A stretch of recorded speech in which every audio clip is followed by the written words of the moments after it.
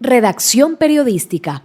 En lo que tiene que ver con redacción periodística, analizaríamos o veríamos lo que son las fallas más frecuentes que se dan dentro de la estructura de oraciones y de la gramática en general.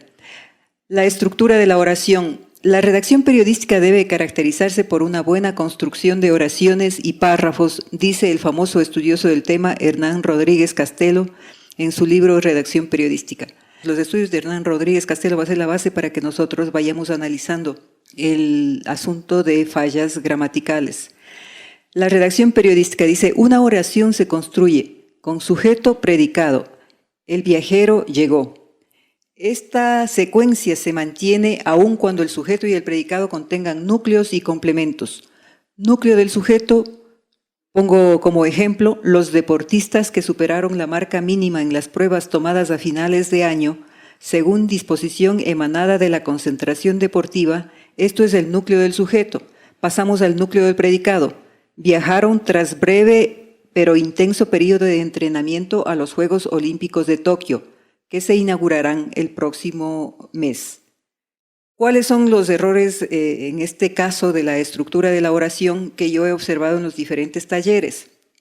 Les pongo un ejemplo de una redacción errónea. Con votos de asambleístas de diferentes bloques legislativos, el Pleno de la Asamblea Nacional concedió licencia por 30 días al presidente Rafael Correa.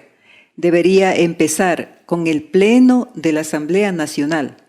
Con votos de asambleístas de diferentes bloques legislativos, concedió licencia laboral por 30 días al presidente.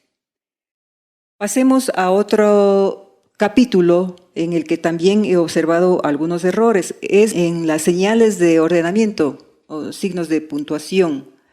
Los 2 puntos, por ejemplo. Dicen los gramáticos que sirven para marcar un corte o pausa y unir lo que sigue, mostrando, explicando, aclarando, concluyendo, resumiendo.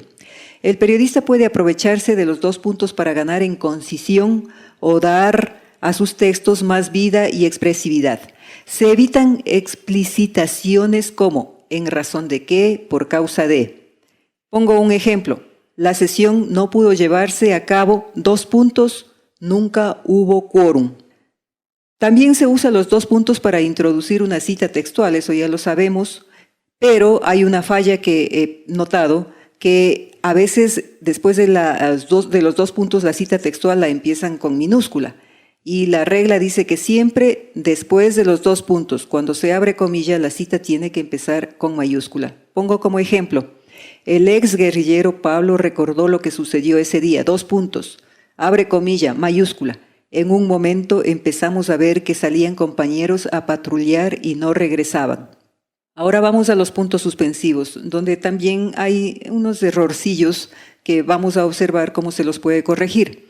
Resultan utilísimos los puntos suspensivos cuando el periodista quiere transmitir efectos de expectativa, emoción, temor, duda.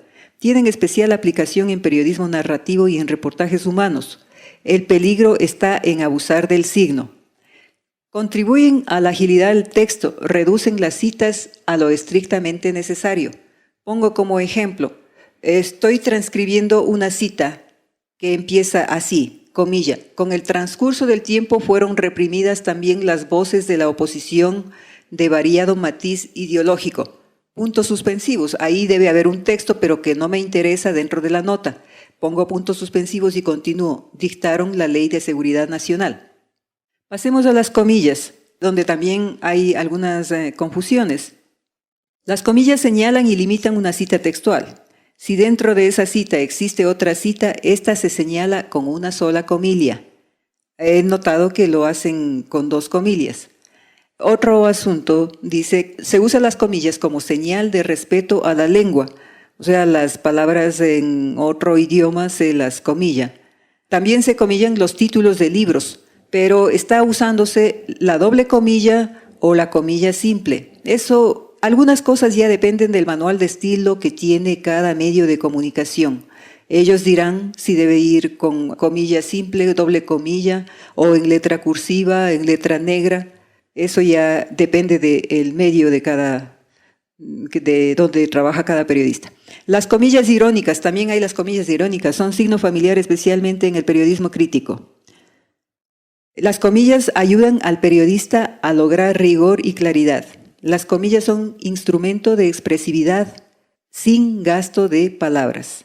Por ejemplo, esto de gasto de palabras lo voy a explicar con este ejemplo. Dice, en su último discurso el presidente volvió a referirse a los periodistas corruptos.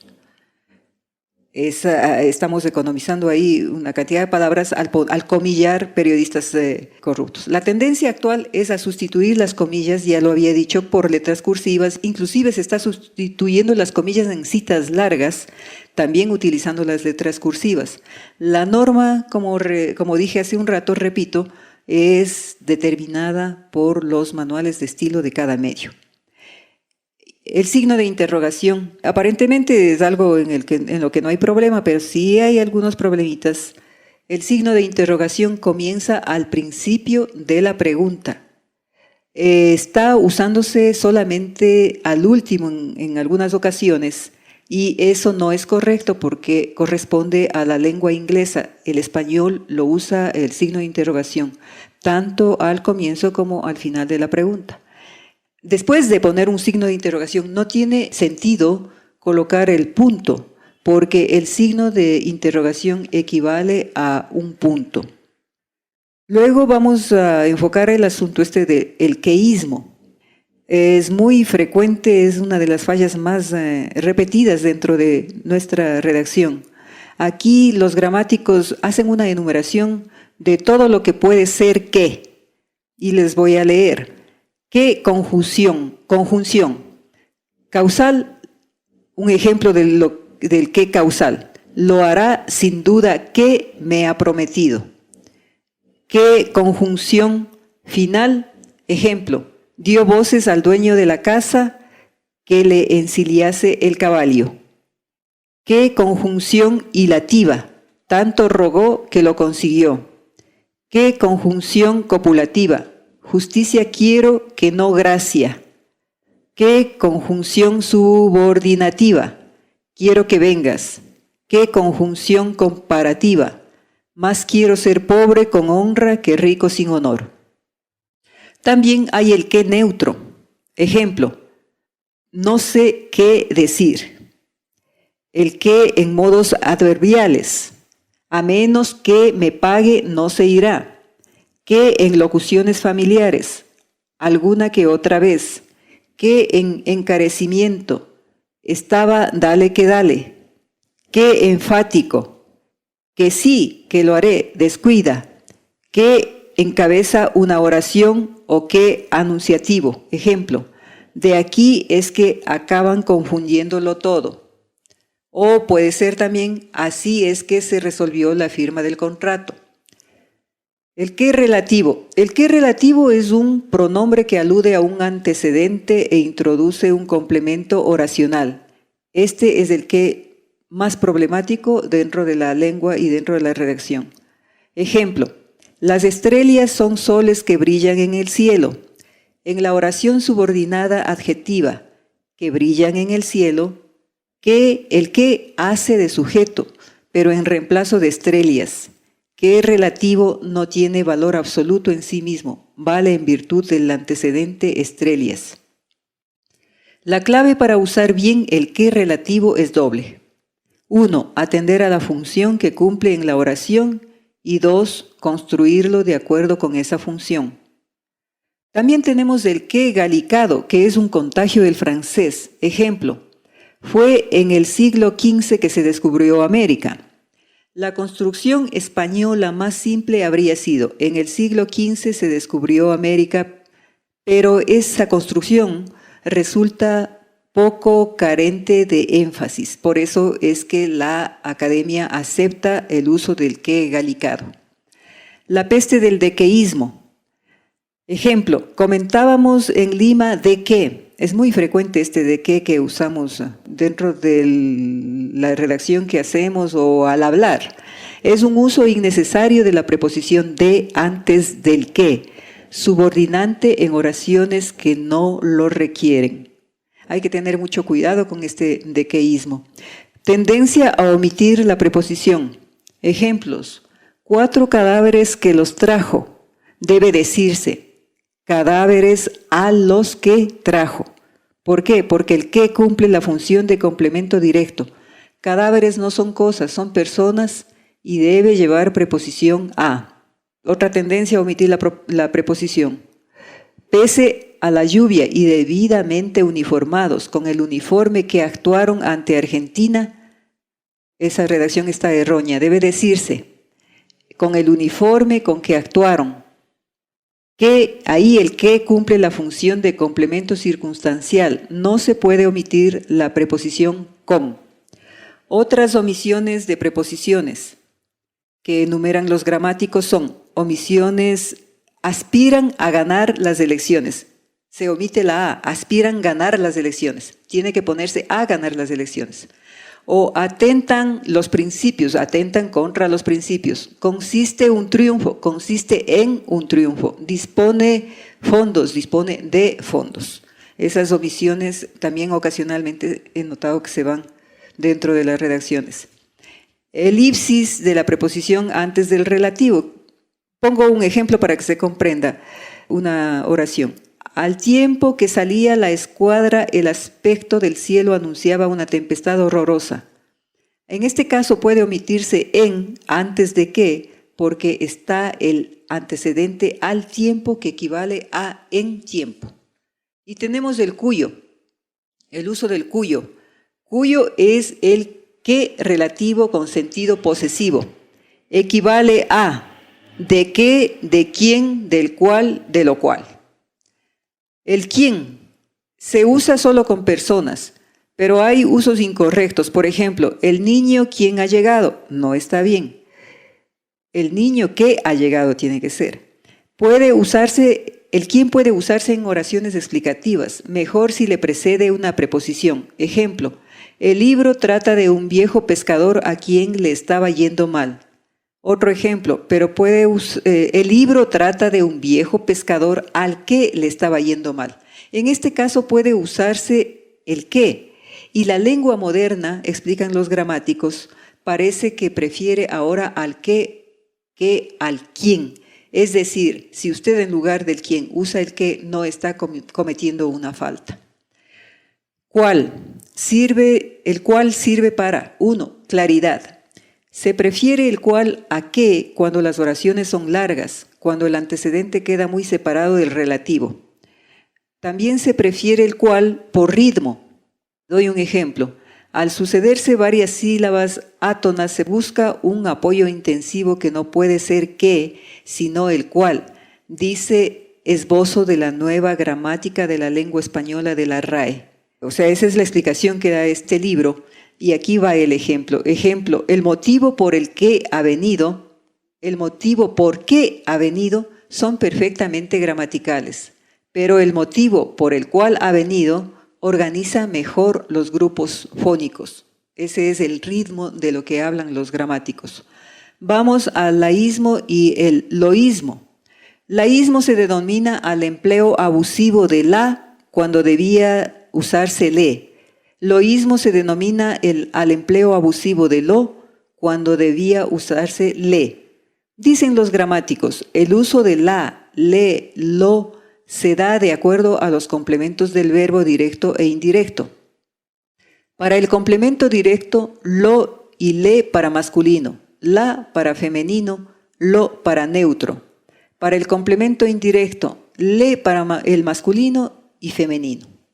En la redacción moderna, ojo, esto es importante, en la redacción moderna la forma 2, o sea, el que se usa para el complemento indirecto, el le para masculino y femenino, es lo que está usándose. O sea, es aconsejable, en lugar de hacernos una confusión con lo, la, usar únicamente el le.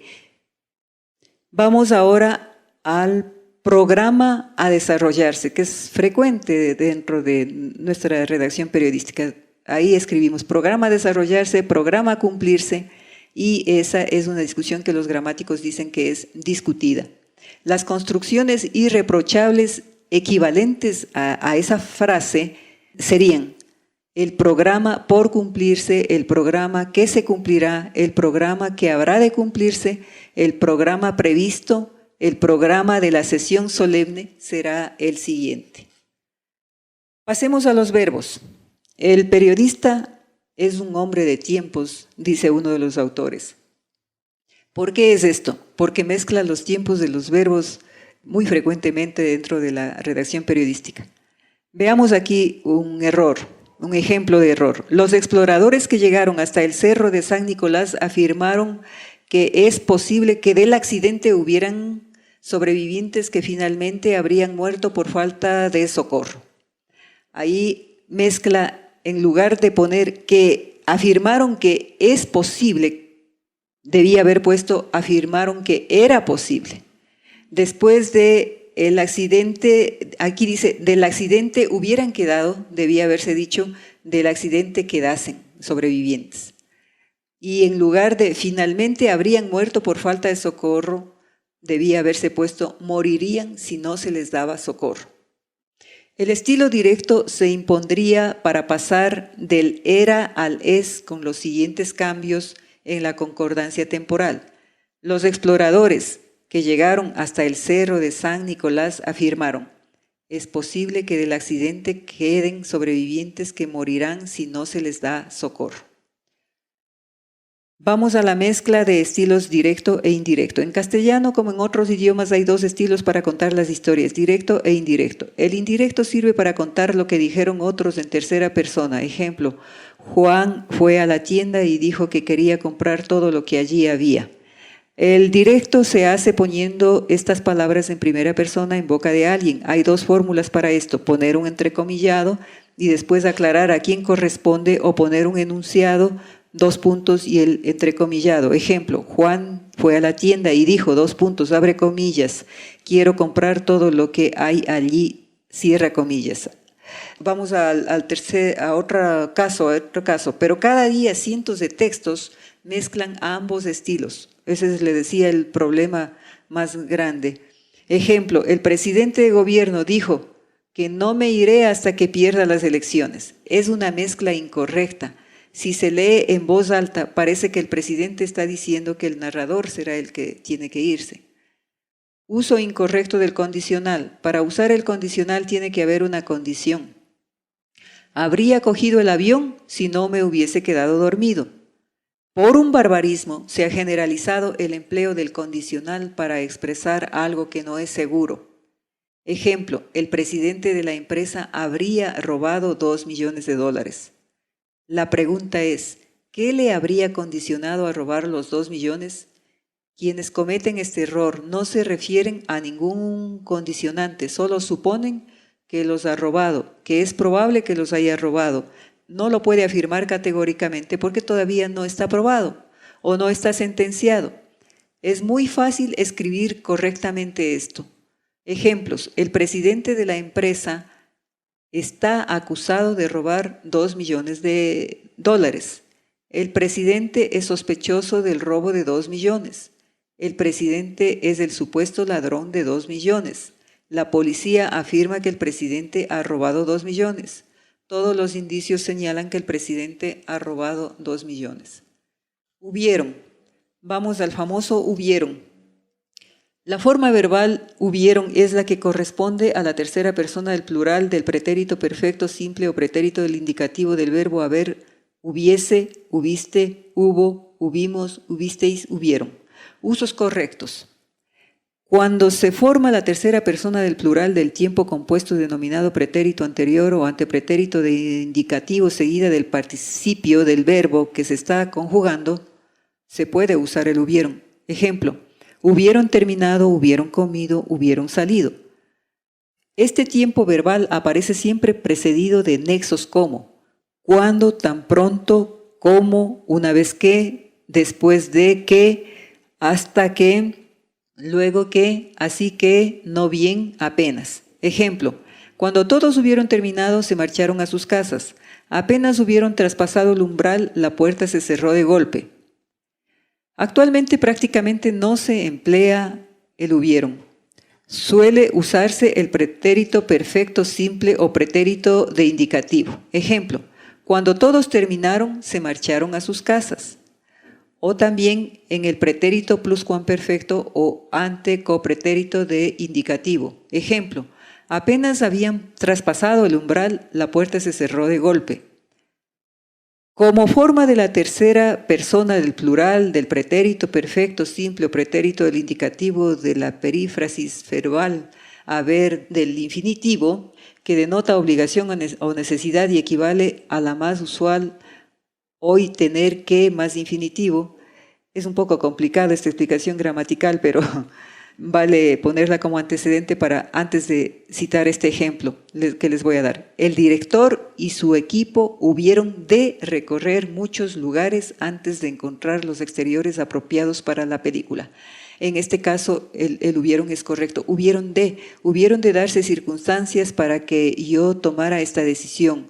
Es otro caso. O sea, va ligado el hubieron al de. Hubo. Aquí viene otro problema grande, y estos se repiten incluso los periodistas de radio, de televisión, en las conferencias, en todas partes escuchamos el hubo, y también en las redacciones, aunque veo que en las redacciones están superando el mal uso de este verbo. Es incorrecto el uso de la forma hubieron cuando el verbo haber se emplea para denotar la presencia o existencia de personas o cosas, pues con este valor haber es impersonal y como tal carece de sujeto y se usa solo en tercera persona del singular. Ejemplos. Hubieron muchos voluntarios para realizar esa misión. Es incorrecto. No hubieron problemas para entrar al concierto. Es incorrecto. Debía haberse dicho. Hubo voluntarios para realizar esa misión. No hubo problemas para entrar al concierto. Vamos a las muletilias. Una muletilia es una palabra o frase que se repite mucho tanto al hablar como al escribir. Veamos algunas en nuestro medio. O sea que es pues, de ley, haber pues, es decir, qué te iba a decir, y entonces, ejemplo de un uso de muletilia que yo encontré en una nota periodística. Es preciso entonces que los señores conductores, que no pocas veces hacen alarde de irresponsabilidad, dice, ¿no? O sea, ahí le incrustó el periodista el entonces, que no es correcto. O sea, hay que eliminar, a veces este uso de muletillas son como frases de acomodo y las usan sea por falta de vocabulario, por apuro o porque no usan con destreza la puntuación. Se puede simplemente eliminar o se puede sustituir una muletilla por un punto, como he demostrado en algunos talleres. Estilos de redacción. Vamos al párrafo periodístico. El párrafo periodístico debe tener brevedad. ¿Qué es la brevedad? Es un párrafo simple con una sola oración compuesta. Y hay una recomendación generalizada de que los párrafos tengan entre 6 y máximo 10 líneas, el párrafo periodístico. El párrafo periodístico también debe ser simple, no largos ni de construcción complicada. Deben tener un buen comienzo. Cada párrafo debe comenzar con una palabra o frase que incite y retenga el interés del lector. Debe tener cohesión, rompe un discurso largo para facilitar la lectura. Si los datos son de interés, continúa en el siguiente y siguiente, y si pasa a otro tema, se separa con un subtítulo. El párrafo también debe buscar economía, debe contener todo lo necesario para una información completa, pero solo lo necesario. Aquí juega mucho la capacidad de síntesis. La capacidad de síntesis consiste pues en editar o cortar textos, pero de manera selectiva. Es realmente un arte. Al comenzar en esta profesión principalmente, creemos que todo lo que escribimos vale, pero no es así. Hay que eliminar lo que no contribuye al tema, lo que interrumpe la narración o distrae al lector. Hay medios que le limitan la nota a un número exacto de caracteres y el periodista tiene que sujetarse a eso y ahí juega mucho la capacidad de síntesis. Oraciones cortas. Muchas veces en redacción periodística la solución de los problemas de construcción está a partir de la oración compuesta, compleja y larga y hacerla 2 o 3 oraciones, dice Rodríguez Castelo. En el periodismo contemporáneo hay cierta tendencia a construir los párrafos, de modo que no requieran más puntuación que comas. En una escritura así no hay lugar para el punto y coma. Veamos un ejemplo de oración construida solamente con comas. Los dos personajes claves en el Iran Gate, el almirante John Poindexter, ex consejero de Seguridad Nacional, y el teniente coronel Oliver North, los únicos que saben quién, al más alto nivel en la Casa Blanca, les dio las órdenes para operar, se negaron el martes 9 a testificar ante el Congreso amparándose en la enmienda 5ª de la Constitución que les protege contra declaraciones que podrían inculparles en un proceso penal. Notaron cómo está la oración de larga y está construida solamente con comas. Esta construcción de oraciones cortas ha merecido algunas críticas. Se dice que el exceso es malo. Hay un autor que se llama Carl Warren, autor del libro Géneros Periodísticos Informativos, que dice: por lo general la redacción periodística mejora cuando se suprimen las comas y se emplean los puntos. O sea, en lugar de la cantidad de comas que vimos en el párrafo anterior, podría ponerse algunos puntos. Dice Warren, es verdad que un estilo cortado, hecho de oraciones cuyo final se marca con puntos, puede resultar intenso y dar impresión de especial concisión, pero no se puede pretender que el periodista escriba notas enteras así. Pero cabe señalar que la brevedad también puede ser excesiva. Una serie de frases demasiado cortas crean un efecto chocante que puede resultar tan irritante y monótono como un metrónomo. Aquí hay un poco de exageración porque les voy a leer un texto construido, un párrafo construido con algunos puntos seguidos y no caen precisamente en la monotonía, más bien cumplen lo que él dice que da reflejo o evidencia que intensidad o concisión. Leo este párrafo para que ustedes mismos lo aprecien. Al llegar al otro avión, Sevilla se encontró con su colega, el teniente coronel Jaime Pazmiño, y observó a los pasajeros amontonados. Punto. Había exceso de peso. Los pilotos les pidieron que se bajen para emprender el vuelo, pero se resistieron diciendo, 2 puntos, comillas, yo he pagado mi pasaje para ir a Esmeraldas y me voy hasta Esmeraldas. Cierra comillas, punto. Otros comentaban riéndose, 2 puntos. Dicen que se van a Cuba, qué lindo. Yo no conozco Cuba, es la oportunidad para conocer gratis. Cierra comillas, punto. Fue difícil para los pilotos hacerles comprender que estaban secuestrados. Al final lograron que se bajen los que no tenían asiento.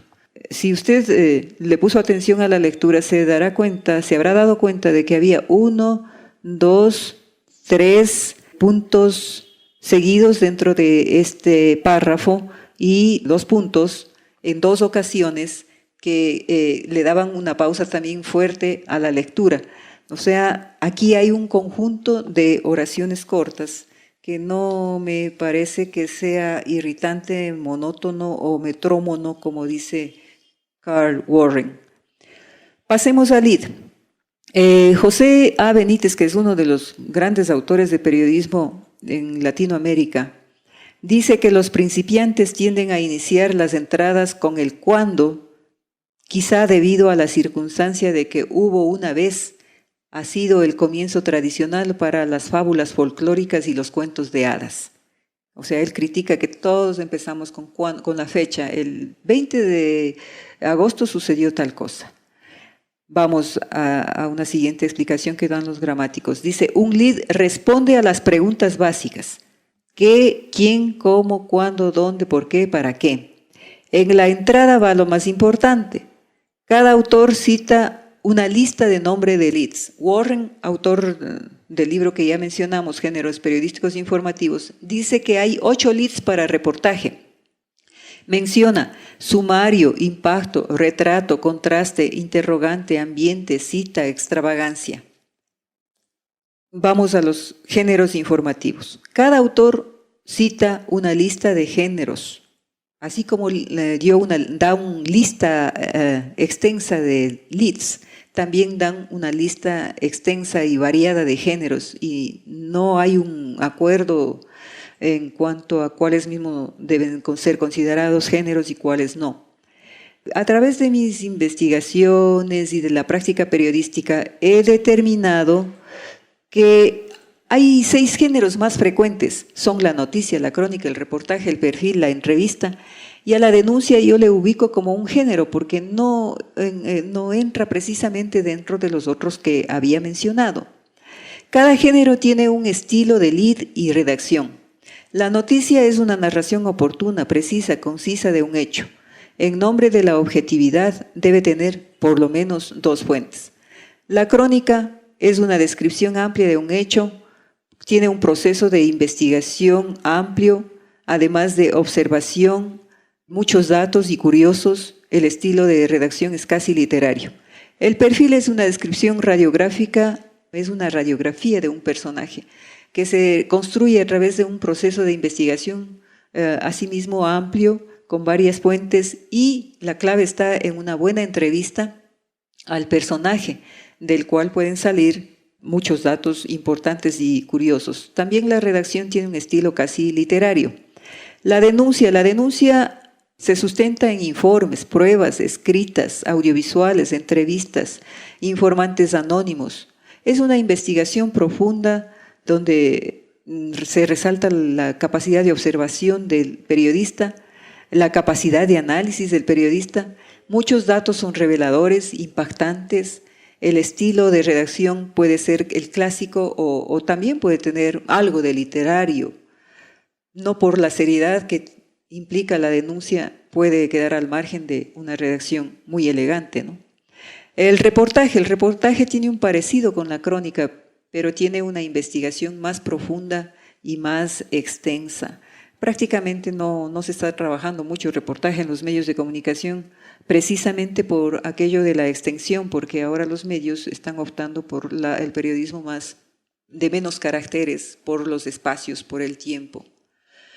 En cuanto a los géneros, cabe explicar que durante el taller nosotros vamos a hacer lecturas de ejemplos de cada género para que la comprensión sea mejor y para que incluso discutamos lo que podía haberse agregado, lo que podía haberse recortado, o sea, un análisis de cada uno de los ejemplos que vamos a presentar ahí. Pasemos a las pirámides. A partir del lead se construye la nota periodística, usando la pirámide invertida, que destaca lo más importante al principio y va bajando en importancia hasta el final. La pirámide invertida modificada, que es la que realiza una narración cronológica, la denomina así Rodríguez Castelo, la denomina pirámide invertida modificada.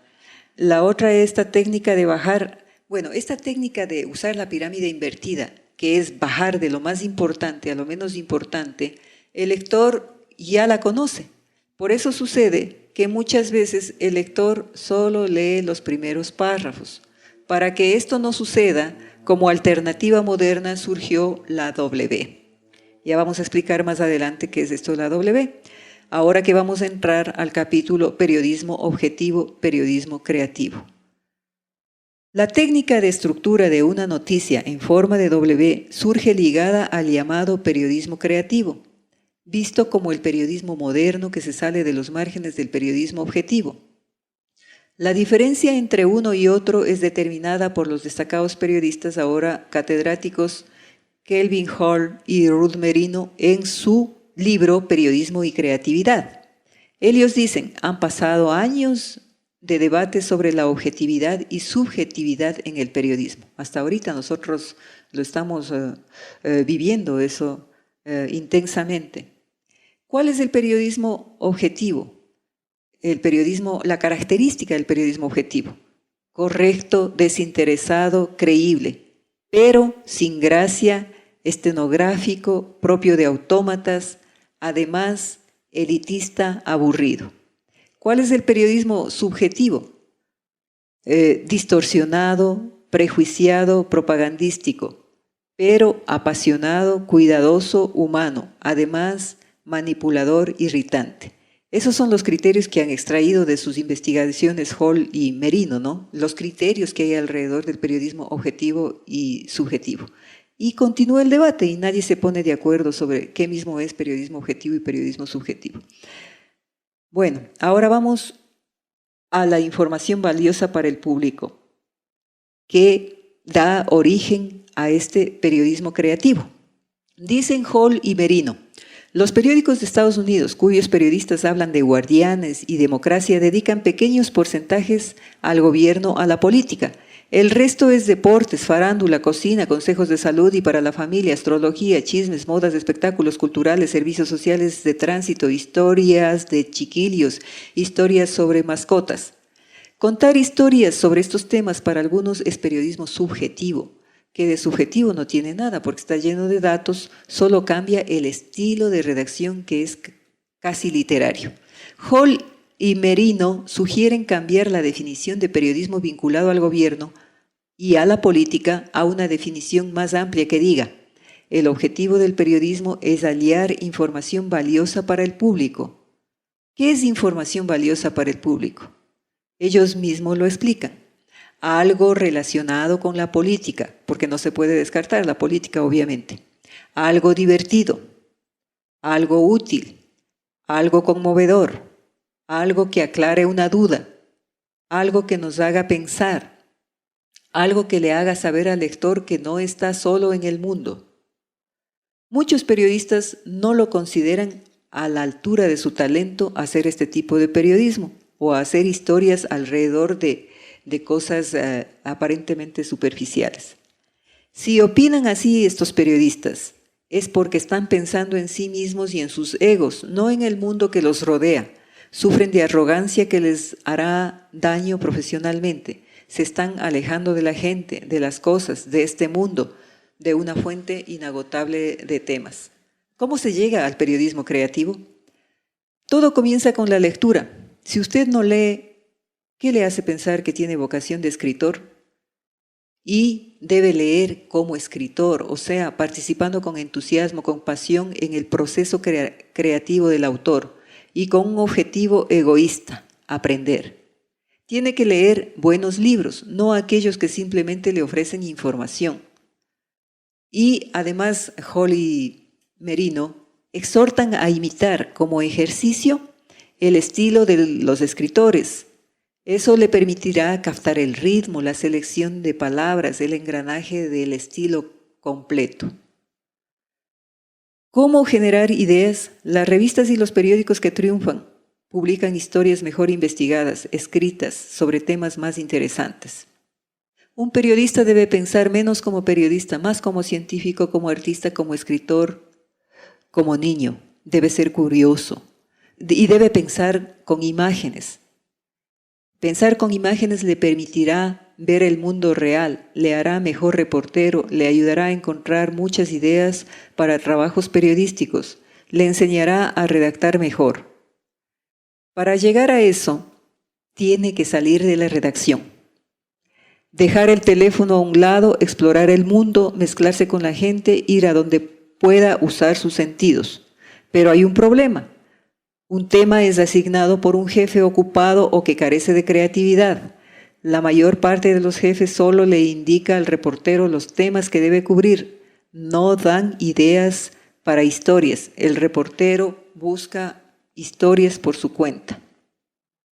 Estilos de redacción. Los dramaturgos y los escritores de obras literarias siempre escriben historias y los periodistas básicamente producen informes que no son otra cosa que resúmenes de historias. Eso dicen Hall y Merino, ¿no? Los periodistas hacen eso presionados por falta de tiempo y espacio. Deben recopilar rápidamente la información y luego escribirla en forma concisa. Periodismo creativo. La redacción del periodismo creativo lo vamos a ver a continuación. Usted tiene que narrar un hecho como una cámara de televisión, presentando datos reales descubiertos por su capacidad de observación.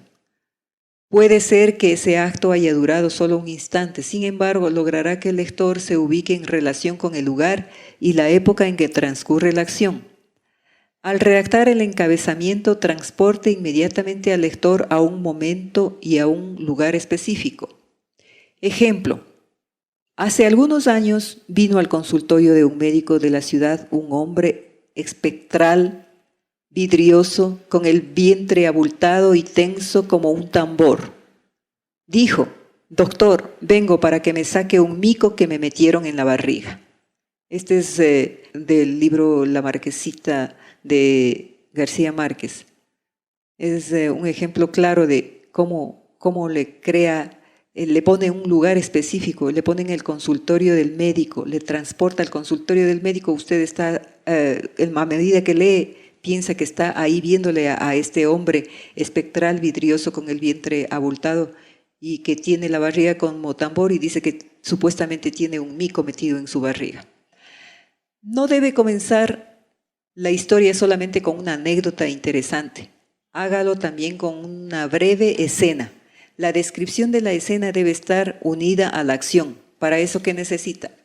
A una persona. Ejemplo: Florencio Rentería se paró sobre el árido suelo de su finca y sacudió el puño con rabia, mirando hacia el cielo despejado e indiferente. «Necesito que llueva», gritó. Ese es el ejemplo de lo que acabamos de ver, que hay que crear una escena unida a acción con una persona y descripción.